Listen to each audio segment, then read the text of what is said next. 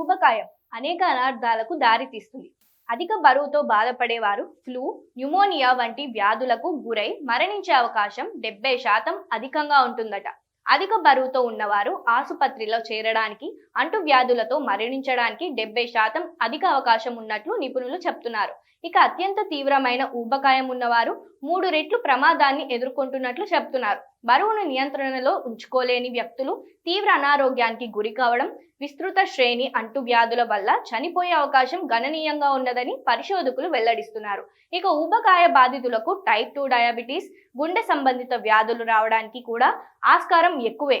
ఇవే కాకుండా వివిధ రకాల క్యాన్సర్లు సోకడానికి స్థూలకాయమే కారణమని పలు నివేదికలు స్పష్టం చేశాయి. ఊబకాయం వల్ల శరీరంలో రోగనిరోధక శక్తి తగ్గడమే కాకుండా ఊపిరితిత్తుల సామర్థ్యం పైన ప్రతికూల ప్రభావం పడుతుంది. దీనివల్ల ఇన్ఫెక్షన్లు సోకినప్పుడు పరిస్థితి త్వరగా విషమించే అవకాశం ఉంటుంది. అంతేకాకుండా ఊబకాయం వల్ల శరీరంలో క్రానిక్ ఇన్ఫ్లమేషన్ అధికంగా ఉంటుంది. ఇది వైరస్లతో పోరాడే శరీర సామర్థ్యాన్ని తగ్గిస్తుంది. అధిక బరువు వల్ల ఊపిరితిత్తుల మీద ఒత్తిడి పెరిగి గాలి పీల్చుకోవడం కూడా కష్టమవుతుంది. ఇది న్యూమోనియా వంటి స్థితిలో మరింత ప్రమాదకరంగా పరిణమిస్తుంది. కాబట్టి ఊబకాయ బాధితులు ముందస్తు జాగ్రత్తలు తీసుకోవడం అవసరమని పరిశోధకులు సూచిస్తున్నారు. ఫ్లూ టీకాలను సకాలంలో తీసుకోవడం వల్ల ప్రమాద తీవ్రతను తగ్గించుకోవచ్చని చెప్తున్నారు.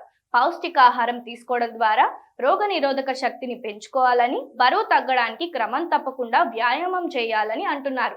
మొత్తంగా శరీరంతో పాటు ఆరోగ్యం పైన ప్రత్యేక శ్రద్ధ పెట్టాలని సూచిస్తున్నారు.